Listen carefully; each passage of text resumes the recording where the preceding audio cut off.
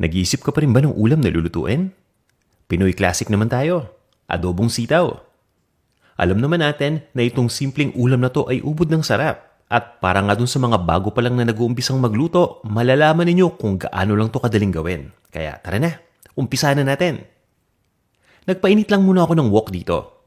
At once na uminit na nga, ay inilagay ko na direkta yung pork. Wala nang mantika yan ha.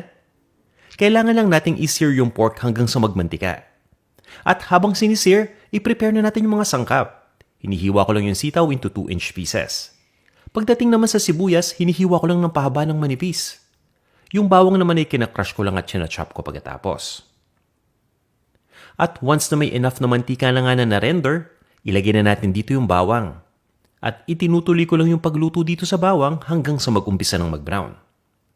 Nilalagay ko na yung sibuyas pagkatapos. Mapapansin ninyo unti-unting magse-separate yung layers nito habang papalambot na. Ituloy nyo lang yung pag-isa hanggang sa lumambot na to ng tuluyan. Sabay lagay na dito ng toyo pati na rin ng suka.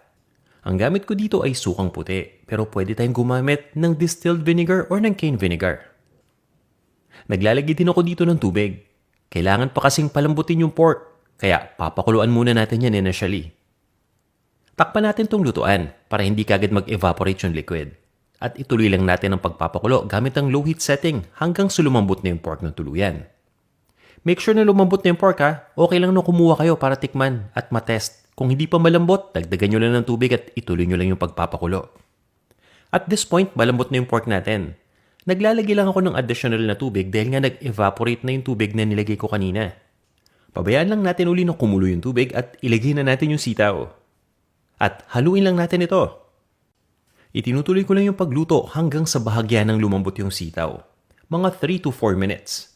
Kung gusto niyo maging sobrang lambot ng sitaw, pwede pa natin i-adjust yan later on.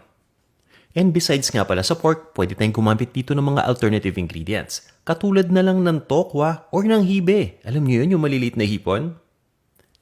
Tinutuloy ko lang yung pagluto. Tinimplang ko lang yan. Naglagay ako ng konting asukal, pero optional lang yun ha.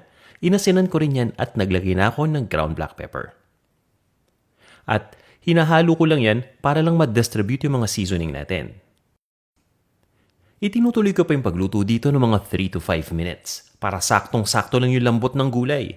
Kung gusto niyo ng mas malambot pa, ituloy niyo lang yung pagluto hanggang sa makuha niyo na yung inyong preference. At pagkatapos ay ilipat lang natin ito sa isang serving bowl at iserve na natin. Okay na okay to sa bagong saing na kanin, pero kahit kaning lamig, talo-talo na rin yan. Para sa akin, okay na okay itong kapares sa piniritong isda. Kayo ba? At para dun sa mga nagtatanong ng recipe, i-check nyo lang sa website natin. Nandun yung kompletong listahan, pati yung procedure. Tara, kain tayo!